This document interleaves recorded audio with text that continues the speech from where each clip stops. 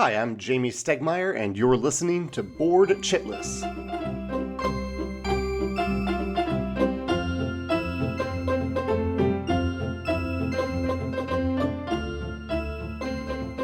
Hey there, Chitheads, and welcome back to another episode of Board Chitless. I'm Leki, and this week I'm joined by Daz. Tristan. Sam. Sam gets the award for being the most enthusiastic. And this week we've been playing Tapestry from Stonemayer Games. We've also been playing 1565 St. Elmo's Pay. Someone else say it. What else have we been playing, Sam? 1565 St. Elmo's Pay. About the Great Siege of Malta The very same. by Tristan Hall of That Fallen is Nothing the Productions. one. That is the one. Greatest siege in history, apparently. It was a pretty great siege. It was, if the game can be trusted. There's some nice stories in there. Shall we talk about that first? We played two games of two-player, didn't we? Simultaneously. Yeah, because that's how we do it. It's almost like a mini tournament, and I did not win the tournament. I got beaten by the game designer narrowly.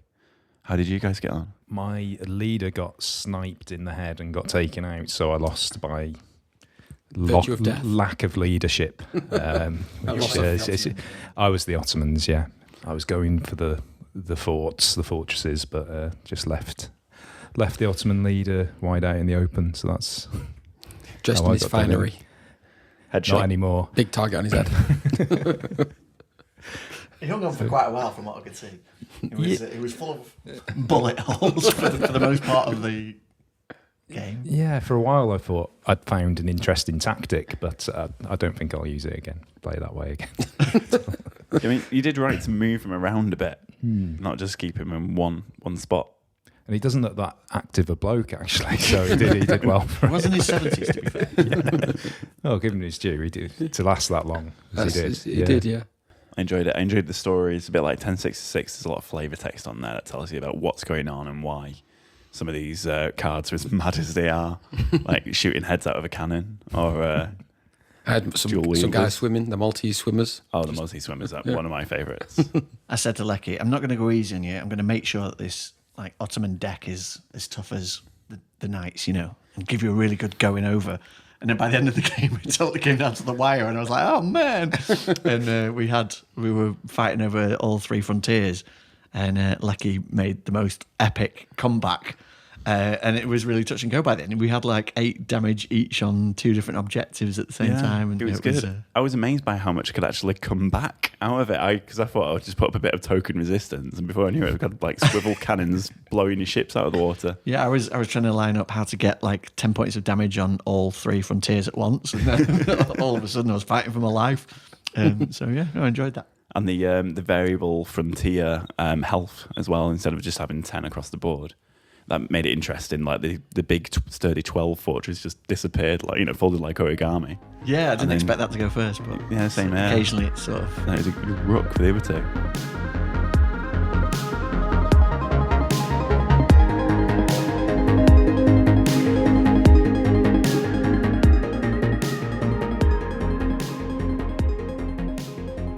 Well, the second game, what we mentioned before, was Tapestry from Stonemayer Games.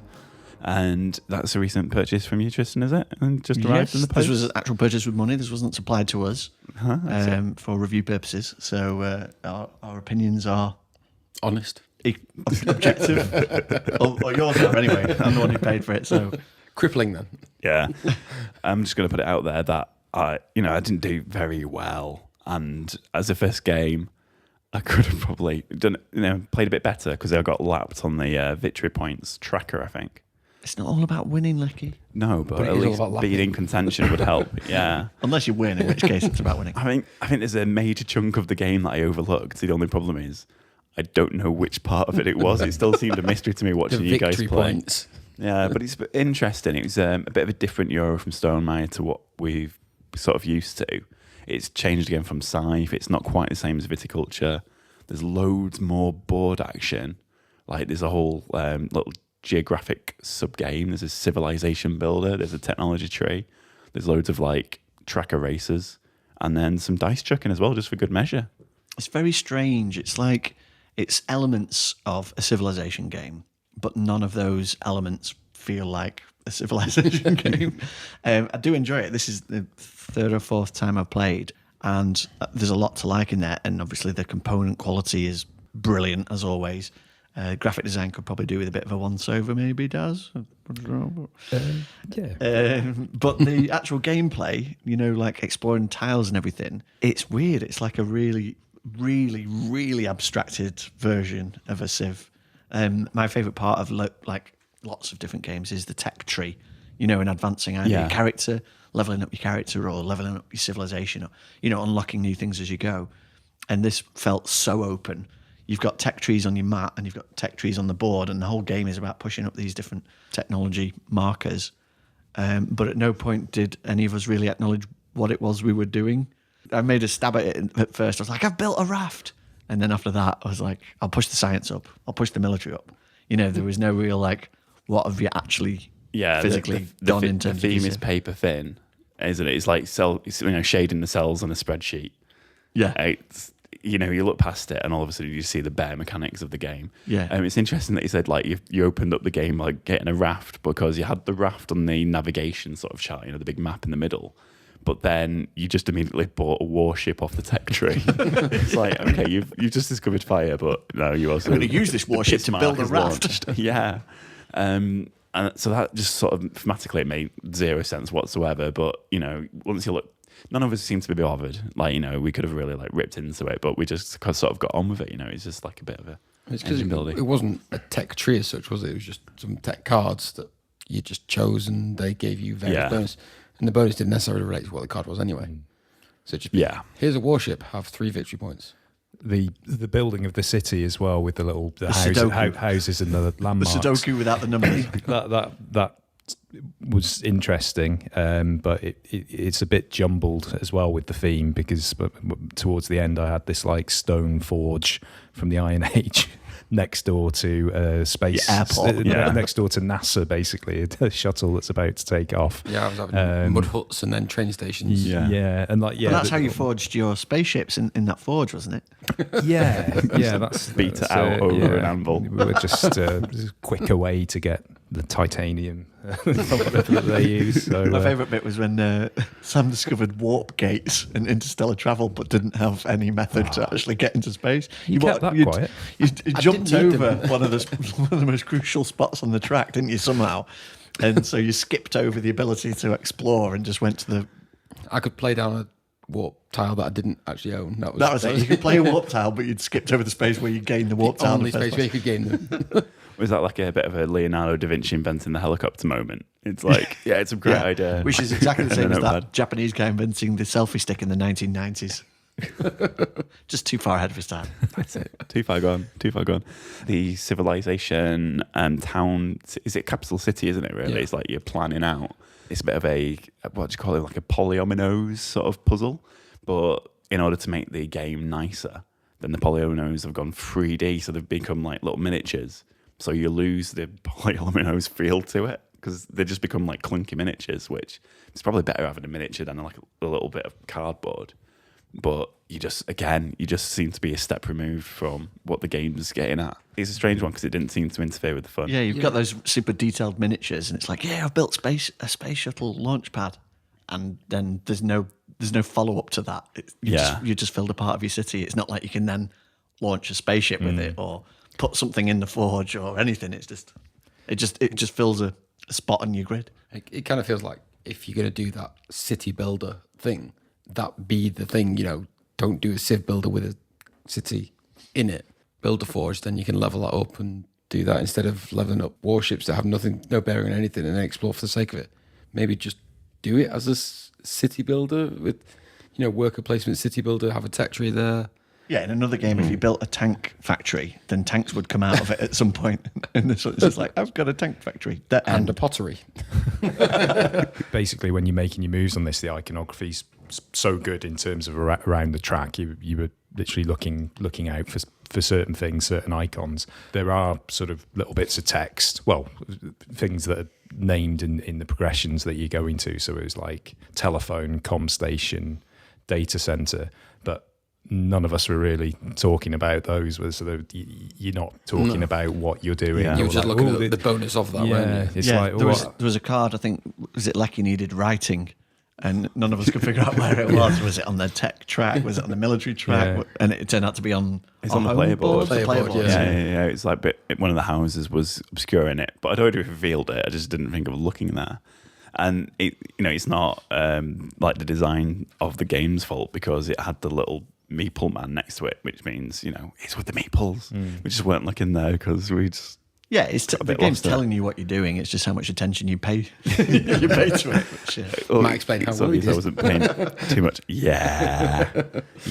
I went into this game thinking that it would be a bit like what Scythe is to 4X games, like it's like a Euro take on exploration and exploitation, but it just seems to be more of like a fun collection of mini games. There's an asymmetric quality to it where each different civilization has their own variable power for what you do before you go into doing your resource gathering. And mine was like a really cool push your luck game where you keep rolling the science dice, and if the same symbol comes up a second time, then you go bust. So do you cash in or do you move on? And the risk reward was there, but it didn't feel like the reward was really worth the risk. Because if you went bust, you got a resource. But if you could manage it so that you've pushed one of your trackers off the edge, then you'd get 5 victory points. But you'd have to do most of that graft yourself anyway within playing the game, and then just hope to get the last stage in the minigame. So I was like, well, why isn't it 15? Dad's got a really good one where he had to predict the future, and he got like loads of victory points. Well, for it. I thought predict your own future, isn't it? So you can just literally play to what you've predicted. I thought it was quite clever. predict I win. I thought the individual civilization abilities was a really interesting thing, and the one that I had, the mystics, worked in my favour a bit because you needed to predict where you'd be at the end of the game, how far along on certain tech trees, and there was a few other parameters as well. Obviously, not having played it before, I basically just threw the little markers down and just to see where they landed, but then had that noted. But as time went on, I was getting into the swing of it. It actually kind of became my goals in the game, and it gave me a bit of a route to go down, and I achieved a couple of them. But I think without that, I probably would have felt a bit more sporadic in my movements and building a strategy, because there is so much you can grab points from, and you could be working hard at getting something, but then I was constantly thinking, is there something I could be doing which is going to earn me more points? And they're all very different, aren't they, those individual... The civilizations. Yeah, there's loads. I think probably about 20 or something. So all of them play very differently. And yours was, you could pick and choose, Sam, your just a bonus at the start of each age, couldn't you? It felt quite weak to some of the other powers. It was... But I think you were going for resources, weren't you? Where there was a victory point tracker on there, which you could have just guaranteed victory points every age, and it gets more and more. Yeah, 5, 10, 15 points across 3 different ages, which would have been okay, but it wouldn't have helped me in the long term because I still was more than that away from you in the end. Whereas yours was in about 40 points every round. Yeah, I aggressively pursued mine, which was the isolationists, and the idea was to hide away from everyone else, explore all your territory around you, and try and link up the same terrain type. Yeah. So I managed to get all 6 terrain types next to each other and conquer them all. And at that point, it meant on 2 separate income turns, I got something like 40 points each time, which was just... Yeah, you like that was the lead, board. Yeah, easily. So I don't know if it's one of those OP ones or if there's something you guys could have done to stop it. I think maybe if you'd...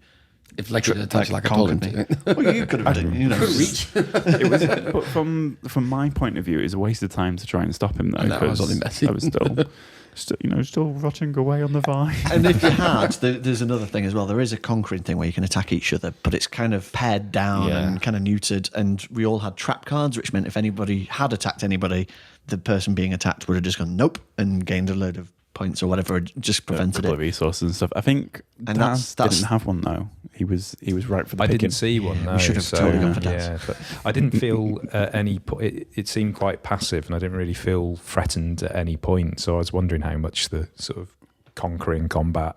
You didn't really exchange explore would- anywhere, did you? You explored that one tile. So. Maybe it was Yeah. fear, not. I think by the time you developed like airplanes and stuff as well, or aeroplanes as we call them in the UK, that allows you to sort of explore into somebody else's territory. But by then you've kind of conquered your way to Yeah, you've the end of the already military track. harvested anyway. all to your me, and I stuff. went, okay, I'll just conquer that one. Yeah, it's kind of it's difficult to pull off. I guess there's probably a tactic that you could pursue to make sure you aggressively do that. And there's a race of militants. There's so I imagine they're all about conquering other people. And there's one called Futurists or something that's already been kind of pilloried by the community and said, oh, don't use them, they're OP or whatever. So I just sort of dished out ours randomly to see what kind of a mix we'd get. But civs aside, the meat of the gameplay isn't your civ power, is it? It's pursuing the tracks and making sure that you can tee up your turns by saving up resources to keep your turn going for as long as possible. Yeah.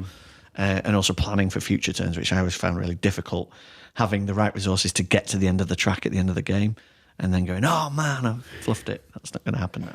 If the benchmark of a decent Euro game is the constant fear and panic that you've not got enough resources to do anything, then this game passes that test. It's pretty staple of any Euro, really. Talking about the rule book, or to take it to the rule book, what do you reckon then? So we've got an ace linen finish once again. Ace linen finish in 4 pages. What? And because it's no not rules it's questions. not a straightforward game. It's 4 pages. that's a work of genius. And a couple of crib sheets, but Yeah, they're just little cheaties. yeah. But how often did we refer to the crib sheets? Twice. Twice a minute if you Daz. You wanted to keep looking at that reference guide for I just wanted to touch building. the Min linen. max a daz. Well, you get for the landmarks, you get building plans. So I just wanted to sort of look ahead to plan my town, really, but and touch the linen finish. Yeah, Feel the components. so tactile. Yeah. But no, considering how much there's going on, how many different tracks there are, 4 pages. That's amazing, really. We picked it up pretty quickly, to be fair. So good work on that. Yeah, and is there a solo variant? Is there automa rules? in Yeah, this there's one? a whole automa section. I've not even looked at it yet, but it looks as detailed. I think it's probably 4 pages again, actually. It looks like the Scythe automa. It's the same gang, Yeah. Morten Munrad Peterson Nice. and his gang. And it looks super detailed. It's supposed to be really good. So I'll have to break that out at some point. Would you play it again? I'd definitely play it again and try and learn some more rules before that. I enjoyed it. I just didn't understand it. And that's what sort of frustrated me at the end. I was like, I don't know how to play better. I'll play it again and maybe I'll do something differently. But at the moment, I don't know what I did wrong. I did something wrong because you all scored so much more than me. And I dropped out of the game quite early on. So it's a game where once you've gone through all your motions and you've reckoned up at the end of the turn to generate resources, you get to do that up to 5 times. And once you do that, you'll then bow out of the game. You've got your victory points and you see how well you've done. And I finished the game second to last with just about 6 victory points between me and Daz. And he had his futurist bingo that I was waiting for to come in. So it was obvious he was going to overtake me. Gala bingo in the end. It didn't really care how much. Yeah, and Bingo. and that's it. And it was a good 20 minutes before everyone started finishing. I wasn't bored because I was just checking out seeing what everyone else was doing and checking my phone. But I still For tips. Yeah, exactly.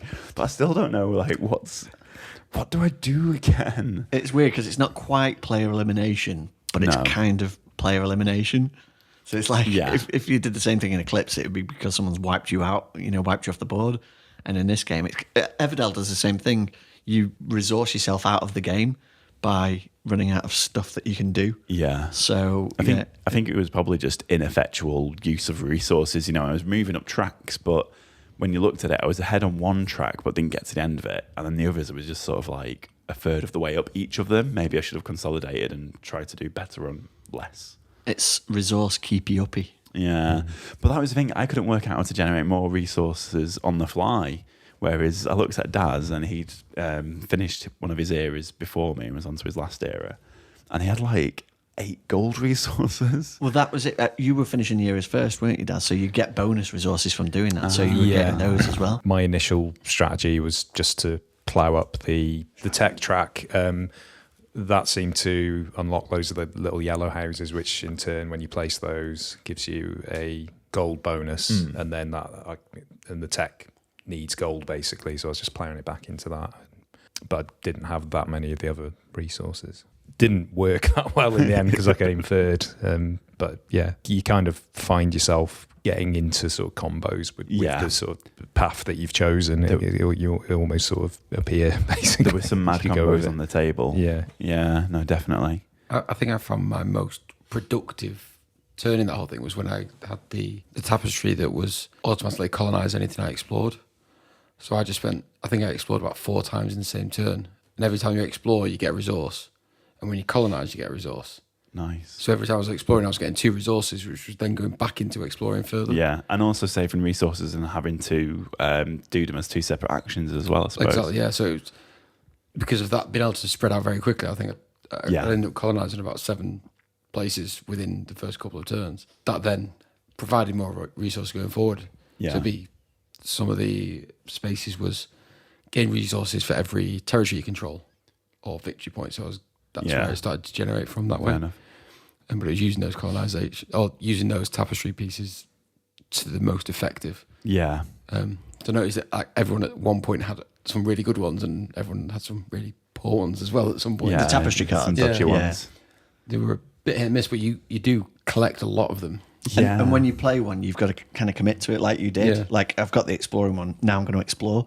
There's a temptation to sort of, well, not a temptation, but like one of the things you can do is stick one down, forget you've got it, get through the era and go, I probably should have done some, I don't know, tech building or whatever. And you really have to focus on those to sort of make the most out of them. And they are swingy, I would say, a little bit in power. Can be, yeah. Yeah, there's some heavy duty ones and some lighter ones. A couple of mine were like have 5 VP or 10 VP. I seem to get all the the sort of like non-ethically sound ones, like Slavery. yeah, Tyranny was one of them. Tyranny was another one. Yeah, there was a few. I've put them all down. There might not be a slavery one. I don't think. It's Forced labour. It is, yeah. It's called something like Capture the infidels. exploitation. I think it's called, but it's obvious, and it's part of history. It happened. It was like, and it with the artwork, it was more of like ancient Egyptians rather than modern history. Interestingly, there is no history in this game. It's deliberately not based on any history or any historical like civilizations, which is why you've got. You were the mystics, Daz. I was the isolationists. They're all. I was the merrymakers. It's a big God knows what your guys get up to. So it's all deliberately anti. Yeah. There's no religion, for example, in it. It's very careful, to sort of avoid those sort of hot topics. But then, when saying that though, when the artwork on one of the cards is a man with a headdress lording it over a line of half-naked people carrying heavy boulders, then you're thinking. This is like ancient Egyptian sort of timey thing. Yeah. So it's I suppose it can't be completely aseptic. Influenced on history, not based on history. There you go. Yeah.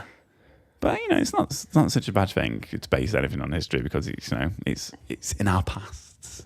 Hopefully we don't continue to continue to relive history. propagate these ideas. The warp gates, they're from our past. Well, no, not totally. They're from the future past. You mentioned you played this one with Raphael and Francesca. How's it going down with the family? Yeah, I think they found there was a lot to sort of process. Like, so Francesca prefers viticulture because it's quite clearly like making wine, and everything that you do leads to that process and emulates that process. Whereas with this, as you guys mentioned before, you've got your city Sudoku thing going on. You've got the tile flipping exploration. You've got 4 different tracks that each do something different.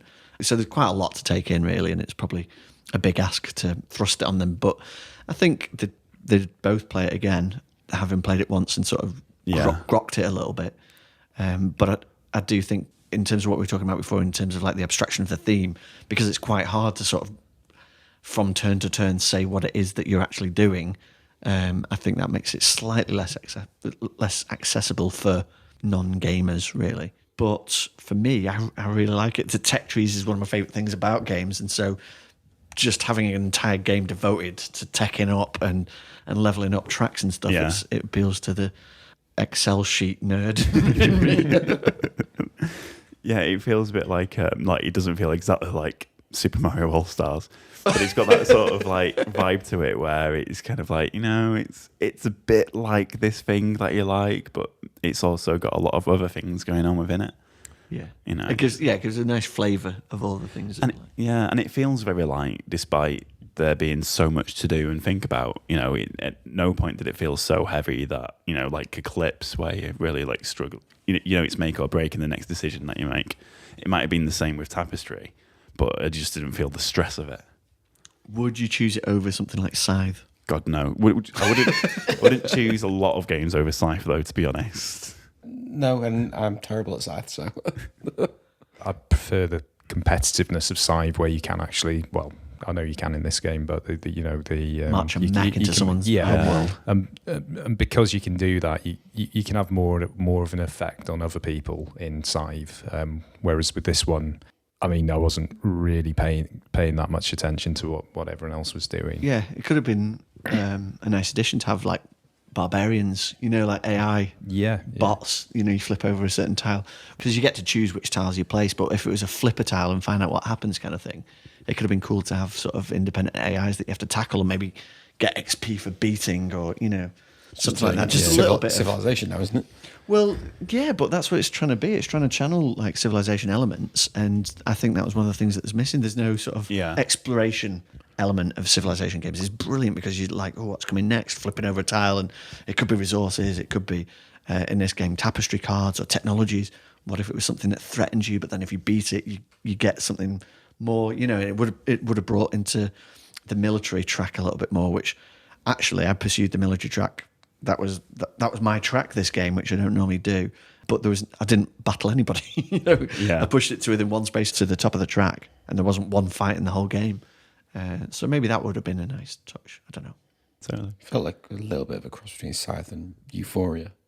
Just the sort of abstract tech tree style of Euphoria, but wanting to be a civilization builder at the same time.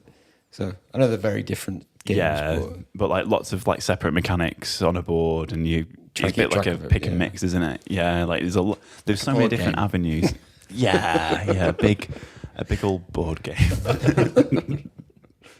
Why can't they be more linear? Like Ludo, Snakes and Ladders. You just go in one direction. One Super after the Mario other. All Stars. Takedo. Yeah. On next week's episode of Board Chitlers, Snakes and Ladders. It's Lecky playing No, you frustration said more on his linear. own. That goes backwards as well. We just want a straight line. Ladders. I was just wondering, because I haven't read the blurb on the back or anything prior to this. So have they heavily researched the game before playing. Have they made an attempt to kind of give you a little bit of setting? And read it out. Here we go. So in Tapestry, you start from nothing and advance on any of the 4 advancement tracks. You can focus on a specific track. It's just talking about the game mechanics, really. Earn victory points. Tactics. Oh, here we go. Go on. No. Create a civilization with the most storied history, starting at the beginning of humankind and reaching into the future. The paths you choose will make up your own story, isn't it? Basically, your Tapestry. Well, it clues in the name again. It's very pretty. It is, though, isn't it? And it's fun as well. And there's a lot of game in a box. There's a lot of components, lots of bits and pieces going on. Yeah. Lovely miniatures. Yeah. What's the sort of price range we're looking at? Is it like a £50, £40 game? Is it a bit lighter on the I wallet? think we're shipping directly from America and everything. It wasn't cheap. I'm thinking 70, 80, but you probably get it a lot cheaper from like local UK retailers. Yeah. Is that were you just super excited to get a copy of it that you sort of expedited it rather than waiting for more UK release? The second I heard about it, it's like Jamey Stegmaier doing a Civ game in... Stonemaier have a reputation, don't they? Especially in our group. Yeah. And For delivering on quality. they're constantly living up to it. I mean, like, the component quality is amazing. It's like Steven Spielberg. Whatever, even if you don't like his films, they're still going to be great. Like, even if you have a bad time watching it, the way it's produced and everything is going to be at a super high level. And it's the same with Stonemaier. And it'll carry on for half an hour longer than it should. It's my fault I finished early. What does it compare? I can't remember what the game's called now, but the one that you got, the Wingspan. Yeah, How do you think different? It compares to that? Well, the components are almost in terms of like the rule book and stuff. That's all identical, but Wingspan's a sort of lightweight engine builder, whereas this is more like midweight Euro. And two different designers as well. I think you can't really compare them. They're both good games. A couple different runtimes, different feels. As a gamer, I'd probably lean towards playing Tapestry more. Whereas if I'd just had a dinner party and I got some people that haven't really played many games or don't show too much of an interest but want to humour me, it'll be Wingspan. It'll just be so much easier to teach them, I think. That was Tapestry. Oh, yeah. And we'll be back hopefully soon with another episode of Board Checklist for you. More games and stuff. Whoop, whoop. Yeah, I can't wait. Until then, see you soon. Bye. Ciao. Bye. Bye.